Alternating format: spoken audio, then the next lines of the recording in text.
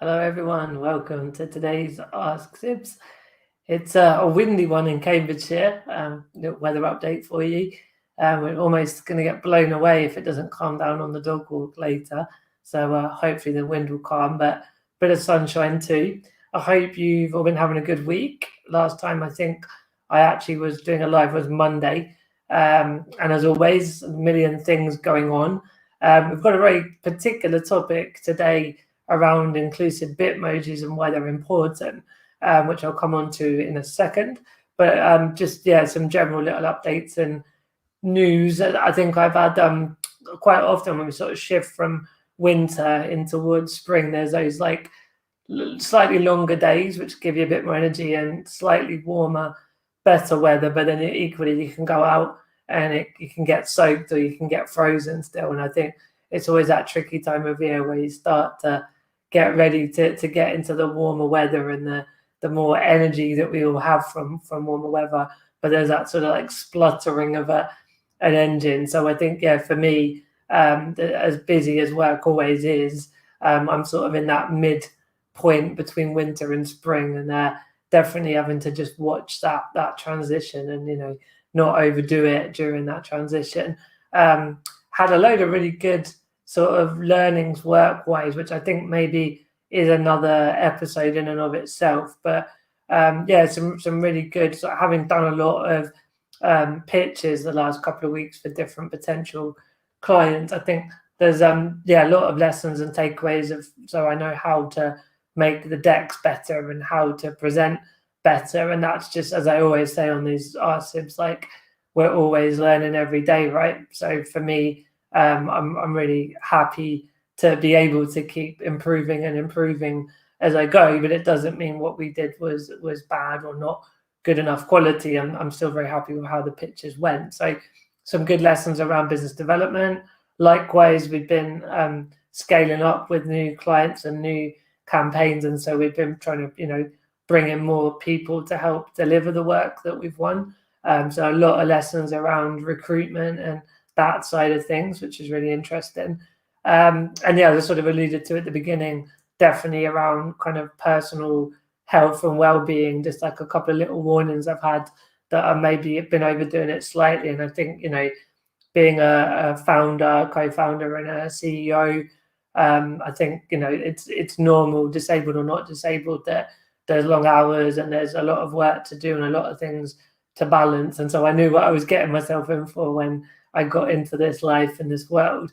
But at the same time, if any co-founder, again, not relating to disability, burns out or overdoes it, it's not good personally and it's not good for the business. And my general point to any aspiring entrepreneurs and current entrepreneurs is, obviously, there's a lot of work involved, but don't overdo it and do look after yourself because, it's a fundamental priority that you're able to carry on. And so, as a result of a couple of little early warning signs, I've just been making sure that, eat well, get enough sleep, all that good basic common sense stuff, but it can slip by the wayside sometimes. So definitely a few things for other Q&A episodes, but I thought it'd just be nice to update you on sort of that some of my week since I logged back on Monday lunchtime last time. So in terms of today's episode, there was some news. So I think I saw a couple of disabled friends and members of the community over the weekend, and they were talking about the fact that there was a Bitmoji where it had, you're able to kind of create your own persona, like a sort of cartoon-like thing that looks like you, but also the ability in this instance was to have the person in a wheelchair. So there's a few individuals I know in wheelchairs that had shared this particular version. I'll come back to some comments coming in a minute, by the way, but mine has just made me laugh. Basically, a few people on the weekend that are wheelchair users were on, like, I think it was on Instagram, and sharing their sort of emoji that's personalized and it's in a wheelchair. And I thought that's really cool, like to have that inclusiveness and that ability. And then on a Monday, we have a catch up with the Insights team from the GOAT agency, our sister agency. And it's generally updates and news from social media platforms, from influencer marketing and individual influencers, and just like generally insights into the world that obviously now Purple Goat, we're very much specialists in disability. That's the biggest unique selling point, USP, from a business perspective. But it's very much doubled up with the fact that we run marketing campaigns. And so we still want to be up to date with the general digital marketing landscape.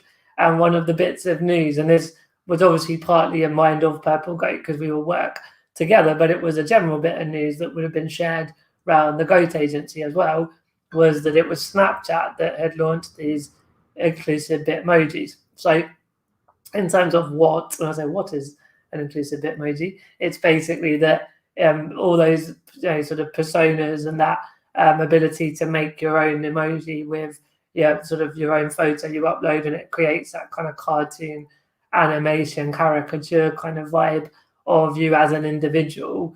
There's now the ability to have that around disability themes as well. So that's what it is in terms of, I mean, inclusive is obviously broader than just disability. If we're talking about diversity and inclusion, it's the other strands of diversity and inclusion that we're all fully aware of. But for today's conversation, we're talking about sort of disability inclusive bitmojis. So we've covered what they are. In terms of why they're important, I think it's probably a bit obvious, but I think it's also important to raise awareness of it. And I say it's obvious, I'm sure there are some people watching that just hadn't thought of it. So even now, like we've got this far, you probably kind of know why it's a good thing, but you may not have thought about it if we weren't having this this chat before. So why it's important is that someone like me in a wheelchair, as much as it's cool that I can upload a photo and have this personalized caricature of me, if it's stood up and I never stand up, it doesn't really represent me, right? I'm always in my wheelchair all my waking hours. I always have that.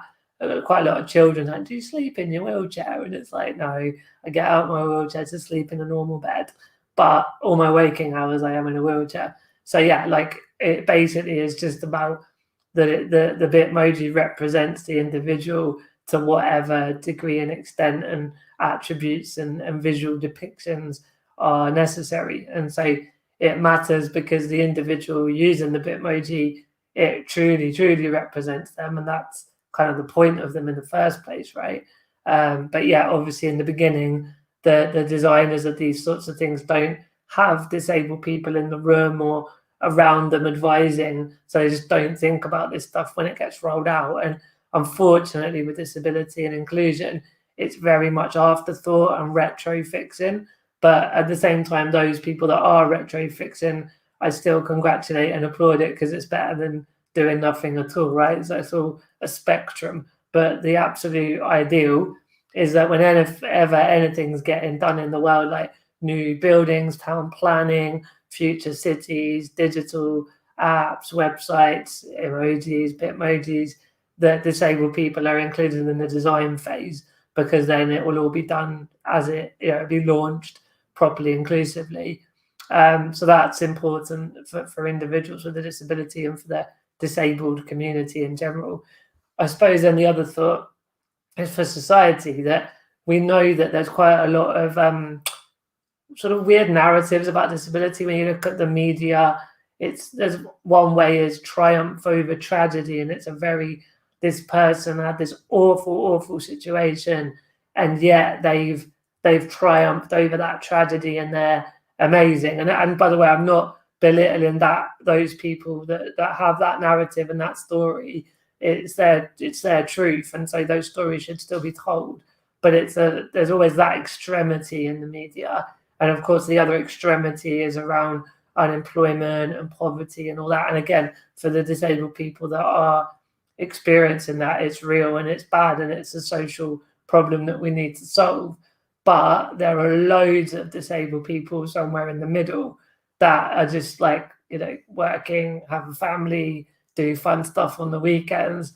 And I think it's those narratives that don't get shared enough. And so I think the reason something like the bitmoji is important is because it's showing mainstream society that disabled people, we have certain like health condition and we have certain access needs, but other than that, we've got all the same needs and wants and desires as any other human being. Like, it's so simple, but obviously we're all just humans at the end of the day.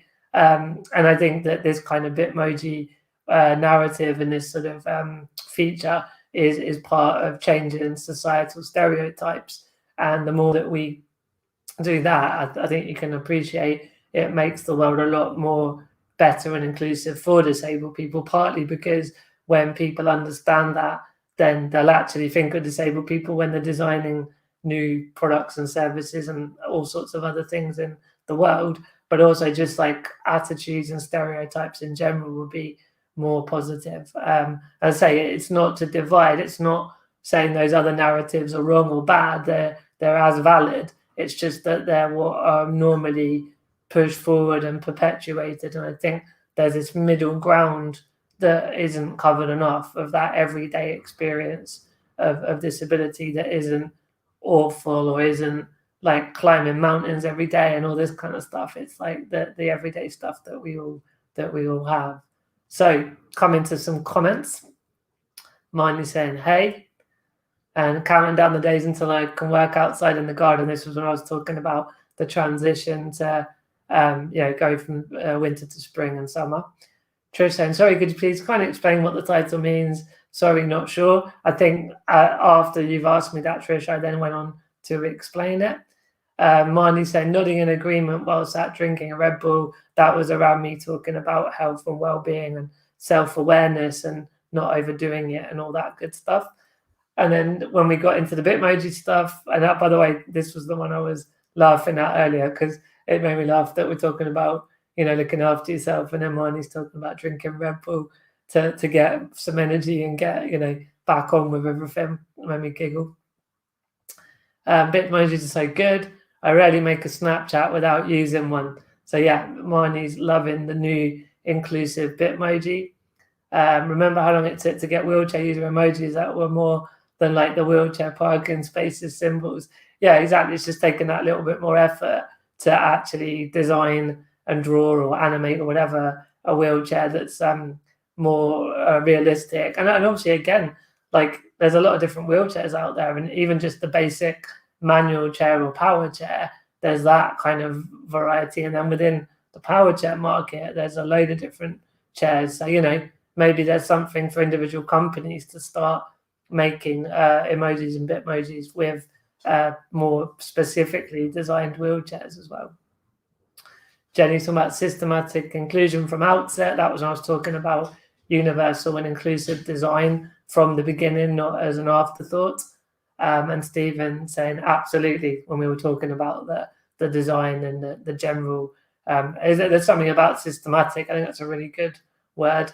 And Trish is saying thank you. Obviously, as we've covered what the title means, what is an inclusive Bitmoji and why they're important. So cool. That was nice to check back in and update you on my world and some of the quick learnings I mentioned at the beginning of this.